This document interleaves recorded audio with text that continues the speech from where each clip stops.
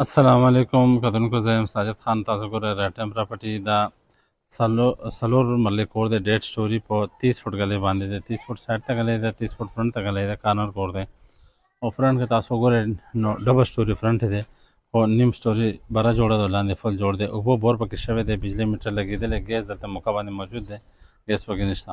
تاسو دننه هم ښایي راځئ موږ سره وګورئ دا ډیټ سټوري.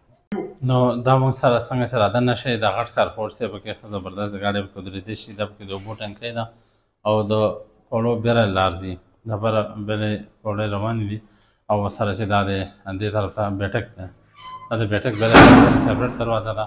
دا کارپورټ دی ښه اوچت دی، ښه صفا سوتره. دا ټوټل 2 کاله شوي دي یا 2.5 کاله تقریبا نوی کور دی، ډېر زوړ نه دی. نو تاسو ته دننه هم ښایو راځئ موږ سره.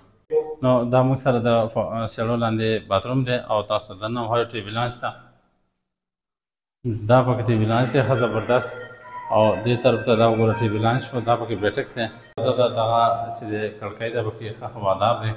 کارنر کور دی، ډېر زبردست کور دی. دې سره چې دا وګوره ټي وي لانچ او دې سره بیا دا اوپن ګیلري ده.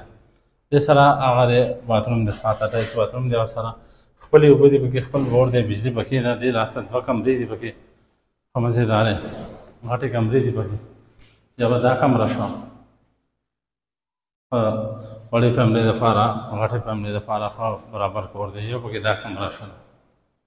کارنر دی، دې سره هم دا کړکۍ ده، دې طرف نه هم هوادار دی. بره ته ګورې ښه صفا سوتره دی.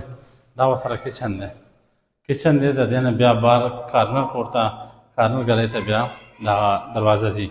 نو دا لاندې پورشن و، تاسو ته بره پورشن به ښایو. راځئ موږ سره. اخره کې قیمت هم درته وایو، ځای به هم درته ښیم چې دا کوم ځای کې دی موږ سره. دا یې برنی پورشن دی، دویم چت کې چې کوم جوړ دی. دا وګوره یو کمره دا هم جوړه ده، ښه زبردست کور هم جوړولی شي او کمرې په ځای هم استعمالولی شي. بیا ورسره چې دی دا کمره ده، دا سپریټ کمره ده. دې سره دا باتروم دی،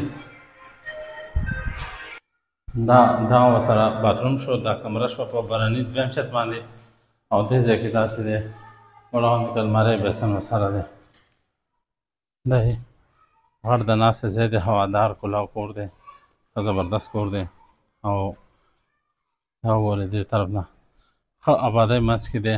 دا دی په د میال روډ باندې پینډۍ کې موږ سره تاسو ښه کلاو غلی باندې دا کور کتی شئ او اخیستی شئ انشاءالله. او قیمت یې صرف 70 لک روپۍ، 80 لک روپۍ صرف د دې ډیمانډ دی. نور تاسو مزید دې کې ګنجایش کیدی شي.